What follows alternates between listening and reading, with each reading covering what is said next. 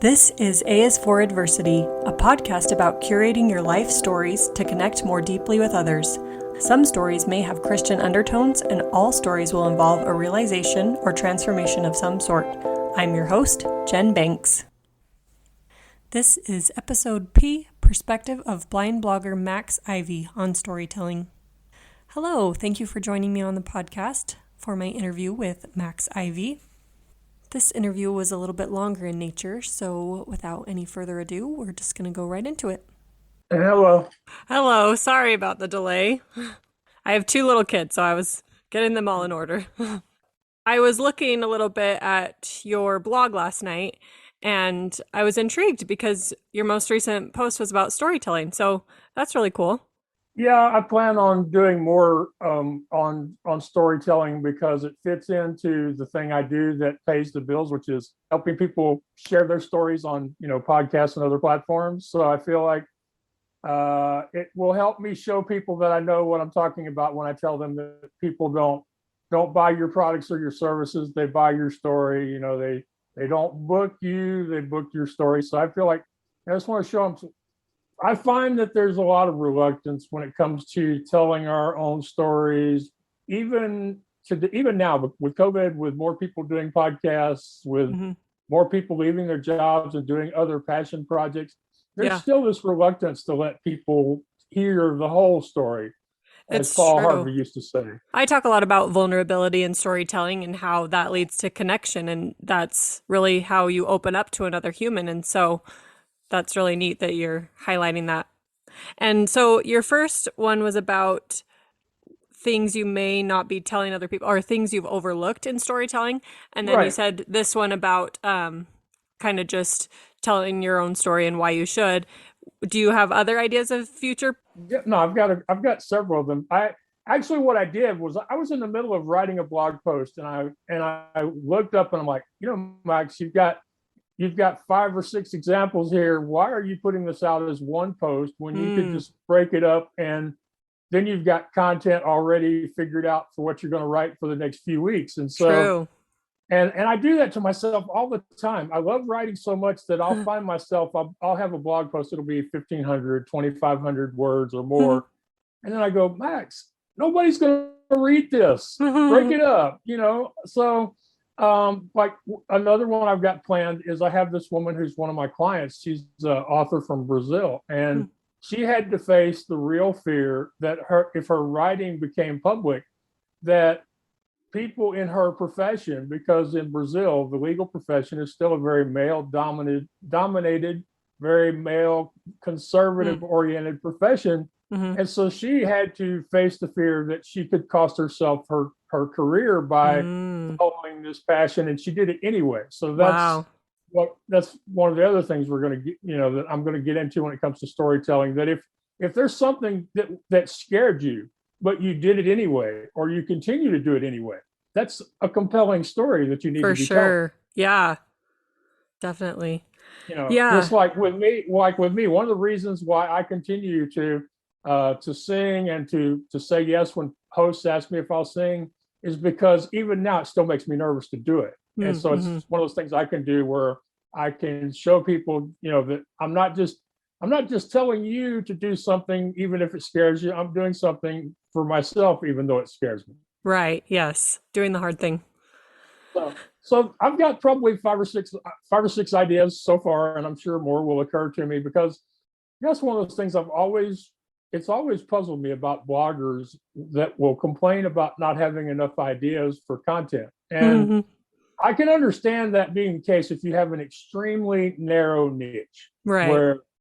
but for the most part, if you don't have stuff to write about, it's because you have closed your eyes or your heart, and you're not listening to what's going on around you. Because I think you could take pretty much any niche, and if you sat down and thought, well, what's going on in my life? What's going on in the lives of people I know? What's going on in the world at large? And by the end of an hour, if you should easily be able to come up with 10 or more ideas for things you could write about Yeah. down the road. Yeah, for sure. Yeah. So I'm kind of like you. I'm interested in so many different things. And so with my podcast, I just decided to have each season be a different theme. So last season it was about living intentionally, and then this season is about storytelling, and then next season will be about empowerment. So it's Okay. just, yeah, there's so many things that I love that it's true. I have so much I want to talk about that I can't narrow it down. And Yeah. so Yeah. it was cool I'm that I found that with storytelling with you. Well, I'm glad it worked out for you. And speaking of having too much to think about or to talk about, I like to joke with people that the most dangerous thing you can do is write a book, because once you get past all the BS of writing one book, then it's kind of hard, not to find things that you could write about beyond that. Yeah, that makes sense. Just taking the first step. Yeah, so with my stories, I asked people to find a moment of realization or transformation. So, was there one that came to mind when I asked you that question? Well, I think the biggest one is probably going to be when I finally realized that I was no longer going to be part of the carnival business. Right. And so, you asked about, was there a moment when I realized the change, or that caused me to go on a different path than what I was on, and that really happened in 2007 Mm-hmm. when I had I grew up in a carnival business. All I ever wanted to do was be part of the family show and run the business with my family, which I was able to do for over 15 years alongside my dad and my brothers. My dad died of lung cancer in 2003, and we were able to keep the show going independently until 2006. Mm. It was a difficult time for me because he was my best friend, my business partner, Mm. and he was the only other one in our family who had aspirations for better instead of just wanting to maintain what we had. Mm. So really, I really missed him because it meant I was the only one who was actually trying to improve our business, and I was working with the whole rest of the family that were like, "No, let's just keep doing what we're doing and be happy with that." So Mm. we were able to stay independent for 3 years until our insurance got to the point we couldn't pay it, and we combined our rides with my uncle's carnival. Mm. Now, we had competed very bitterly with my uncle's family over the years, so it was very disgusting to me to have to join up with his carnival. More than once, I have told people, I'm like, okay, if we had to go out, why did we have to lose to them? You know, Uh-oh. there were several other carnivals in Texas we could have joined forces with, but it just happened to be that, it was people I just really had never had a good feeling about growing up. So Mm. was on there midway for a year or so, and I could see that they really didn't want us there, but they wanted our contracts. So, Got it. uh, yeah, we were forced to sell what few rides we had left, and the one game I still had wasn't making any money in competition with their games. So I finally realized that I needed to start doing something different, and Mm-hmm. I had kind of put my toe in the water of helping other people sell used equipment, but hadn't gone full in on it yet. And Mm-hmm. then in that summer, I had I had an incident where I was almost thrown out of a motel in Port Lavaca, Texas, for urinating on their bed linens. Oh. And when I went to see a doctor, he said, "Mr. Ivey, if you don't do something about your health soon, you're not going to be around long." And he said, "I don't mean years, I mean months." So at the end Ooh. of the season, yeah. So at the end of the season, I went home and I found a primary care doctor. I started doing what she was advising me to do, which was first to take a bunch of medicine to keep me around. Mm. She noticed that I was the way I was breathing. She encouraged me to get tested for sleep apnea. So Mm. I was diagnosed with apnea and put on a CPAP machine, and that really changed a lot of my attitude.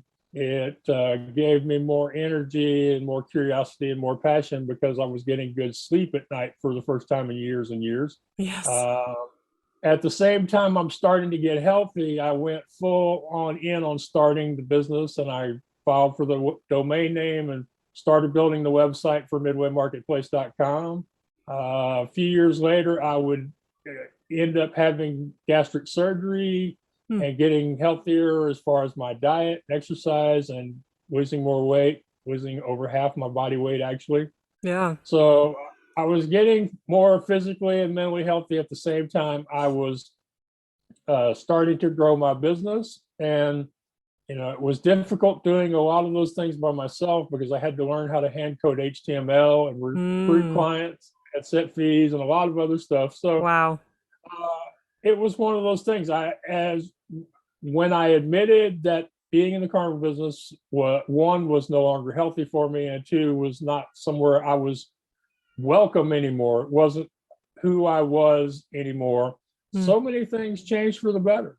Yeah. And, and one of the things I feel an obligation to do is to be as honest about those times as I can with other people, because I want to keep the people that are listening from having to get to that point before they start Mm. making some changes in their lives. Mm-hmm. Most of us end up having to wait until we hit rock bottom before we start changing. But, a lot of people only finally start that new business when they get laid off or fired. It just seems to Mm. be the way we're built. The other thing is, I feel like if I don't share this part of my story, that people will think I'm different, that I'm unique, that I'm doing things they can't do. Mm. If you didn't know all this about me, you might be tempted to think that I'm some sort of unicorn or superhero. But I don't want people thinking that. I want people to think, he did that. He came through all that junk, and he was able to get to where he is now. So why Right. can't I do it? That's what I want people to take away from Max's story. I struggle in that sweet spot between not thinking too much of myself and not thinking too little of myself, Right. between humility and ego. I try to stay somewhere in between there, but I don't want people to get discouraged because they see somebody like me and they only see the superficial aspects of what I'm doing now and not what I went through in order to get here. And Right. and that's where I think storytelling has its most power, because people For like sure. me and you and others, we can take advantage of the opportunity to be vulnerable, to let Mm-hmm. people see us at our best and our worst, and let them see how we managed to get to where we are now, with the understanding that this isn't the finished product for any of us. Yes.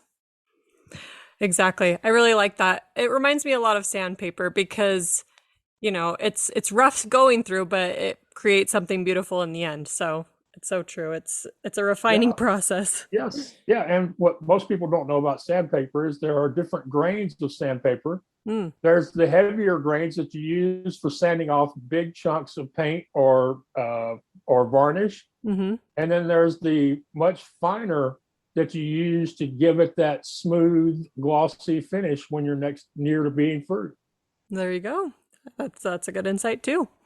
Yeah, I Yeah. spent a lot of time sanding paint off of old carnival rides. There you go. Yeah. And I like what you said in there too about trying to get people to that place before they arrive at it, or prevention rather than, you know, necessity. It kind of just sounded like a big turning point in your life, and that's neat that it just all switched for you. I always figured that the hardest problem I would have would be changing how I thought about things. But the interesting thing is it took me less time to accept it than it did my family, because Mm. my family, they're like, Max, you need to be on the midway. You need to be working your game and trying to make money from it. And I finally convinced them at the end of this one season. I said, look, you're having to take money out of your food trailer to buy stock for my game because it isn't even engrossing enough to replace its inventory. Ooh. Does that make any sense? And they finally accepted. And of course, part of the reason they accepted was they went from traveling cross country to just traveling in East Texas. So they would be home some and gone some. It wasn't like, when we did it as a carnival where you'd leave in February or March and pretty much not be back till October or November, or maybe in Texas the first week of December. So they were around more. Plus, they trusted our crazy dog Penny, who has since passed away, Hmm. to help keep an eye on me. They would tell me to watch the dog, but I always felt like they were kind of winking and telling the dog to watch Max. But I had to convince them to let me stay home and focus completely on building the business and helping people sell rides and trying to make that a profession, Yeah. a full-time profession. And I think that's something else I like to share, because a lot of people out there, when they decide they want to do something new, something that their friends and family are not accustomed to them wanting to do, they don't usually have a lot of support or Right. encouragement. You Yeah. know, some of it is you've never succeeded in anything, so why try? And some of it is this isn't who you are. Please go back to being the person that we are familiar with.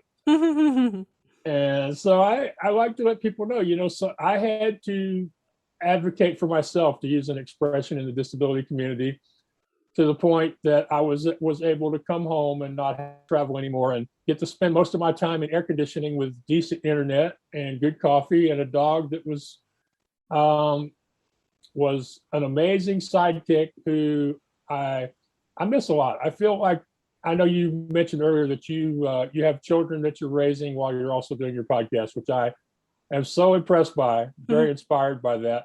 Thank you. Um, Penny used to be, she would show up at the odd times. She had a knack of showing up and wanting my attention when I was in the middle of something that I was really focused on doing. Oh. And she would come around and she would go, "Come on, Max, you know that spot that I can't reach, you need to scratch that like right now." And for a while, she would annoy me and I'd get mad at her. And then I finally said, "Okay, there's nothing I can do about this. She is just a sweet, lovable dog who itches or who wants to go outside and chase squirrels." So I decided to accept it. And once I Yeah. accepted, I realized that for that 10 or 15 minutes that I'm petting that dog, it was what I like to call modern meditation. So Mm. it's like, okay, Penny is here to distract me, to let me clear my mind and not think about nothing but petting this dog, and either appreciating the smell or, crinkling my nose because she needs a bath, but just being in the moment and doing something simple as petting a dog for 10 or 15 minutes, and then go back to work. And I'm honest enough with myself now to admit that those distractions made me a better person as far as the work I do online. Yeah. Wow. And that's a great perspective. It's so true. That's totally relatable with kids because they're only going to be young right now, and they do come first, and I just make sure that I get my podcast in there too because that's something I enjoy. Yeah. So, Well, we all have to have those outlets, whether we plan on them being a business or whether we plan on being a passion project. And I firmly believe that there are still there are still other parts of my story I have yet to explore. Things that I really yes. don't know at this time what they're going to be or where they're going to come from. For sure. I feel like that's where I get so excited about life is just the possibility and seeing what could come. I just feel like I have such a zest for life that I would like to share with people because for some people it just seems like they're living their life, they're just surviving, but there's just so much more. Yeah, I agree with you. There are so many people who are just surviving, and I think it's interesting. We see more and more people every day who have just decided they're no longer interested in surviving, and they're Mm, quitting their jobs, and who knows where they're going, but they're not working. right. Yes. And then what's one of your favorite inspirational quotes? My favorite inspirational quote is one that we have created here in my family, and one that I share often. It's if you don't ask, they can't say yes. Mm, hmm. And it comes from the fact that back in the day when I was working with my family in our carnival, we I would have to do the cold calling to try to find people that would book our small 7 ride show. And Mm. when I would get tired of it and not want to do it anymore, my dad would say, "If you don't ask, they can't say yes. Now stop complaining and call the next number on your list there." There you go. We had to be very persistent and find people who basically couldn't get anybody better than us. But the interesting thing is the number of times during our time in the business where we would take our 7 rides to an event that had 15 or 20 the previous year, Hmm. and we would give them more money. Mm. Because Yeah. when my dad said he was going to give you 25%, he meant he was going to give you 25%, not 25% of 25%, Right. as Yeah. the old, so we live by a very ethical approach to our business, which is probably why we're no longer in business. Mm. Unfortunately. Yeah. Unfortunately, it seems like the ones who succeed in certain industries generally succeed by by doing some things that they would probably be ashamed of if they ever had to. Right. It's too bad people don't see it's too good to be true. Yeah. There are so many people living for the short-term rewards and not really caring Mm, about what the eventual payment will be for those short-term benefits. yeah. One of the things that people have been asking me is, what are my goals for the podcast network, the What's Your Excuse Network? Hmm. And I look at it a couple of ways. One, I feel like it's going to give some of these people with disabilities a reason to get up in the morning. It's going to give them a Mm, passion project. hmm. And then some others, it's going to allow them to acquire marketable employment skills, Hmm. because there are a lot of employers now who realize the value of someone who either has a platform or who has the skills to create a platform. So, adding to their skill set, I think is going to be interesting. And then finally, some of them are going to be able to turn their podcast into a business. Yeah, that's It's true. not going to be a lot of them, Right. and there's no way to know how successful any of them will be. Uh-huh. But there is that possibility out there as well. And then the other thing I feel like is, if we can come together as a community where it's not just me or not just any one other person trying to grow an audience, that we can build our audiences together, we can grow Hmm. them more quickly, and Yes. we can attract sponsors more readily, because we won't be just one person reaching out to them with this one set of numbers. Will be a community of podcasters who can go to them and say, this is how many shows we have, this is how many people are listening, these are the downloads, this is the parts of the world we're being listened to, and hopefully let them understand that the combined disability communities represents a very large purchasing opportunity that they're missing, Yeah. and that they would have easy access to by advertising on a combination of podcasts on the network. So that's what I'm hoping for, and we'll Yes. see if it all works out. So far, we have my show, What's Your Excuse? Hmm. We have Shredding for Gold, which is hosted by a blind snowboarder from Vancouver, Canada, named Emily Trepanier, and Hmm. she is wanting to get the sport of downhill snowboarding for the blind recognized by the International Paralympic Committee, Wow. and then be the first gold medalist in blind downhill snowboarding. Oh, And and then we have two podcasts that are going to be syndicated on the network that they've already been online for a while. One is called Your Own Pay, hosted by Michael Babcock, and the other is called I Can't See You, mhm. hosted by David Goldstein. And it's I and then CANT and then CU. Mm. And he focuses on a lot of the lighter sides of vision loss, and so he's done a few great episodes on board games and video games and just play in general as it applies to people with disability. So Wow. we're off to a slow but positive start with the network. And if you know somebody who you think might be a great host, or Hmm. somebody that's been talking about it for a while and maybe complaining that they don't know how they would do it, but they're using that as their excuse not to, then I hope you will tell them about the network and send them Yeah, to my website. for You know, they, sure. they can go to theblindblogger.net, which is where everything is, or they can go to wyexcuse.com, which is the home of the network itself. Yeah, sounds good. Well, thank you for giving me a window into that world. It's so fascinating to hear what people are doing, and that's great that Well, you're helping those people. well, I appreciate it. I'm glad that you're interested. It's not something that you hear all the time, that people are It's true. interested. I sometimes worry that eventually people are going to get tired of hearing me talk, or get tired of hearing me tell my stories, and then where will I be? So, um, but we're talking about storytelling, and as a rule, podcasters have to be storytellers, whether they're recording monologues of their own thoughts or doing interviews. You still have to Yes, know, where is the story in your guest. for sure. Yes, I love it.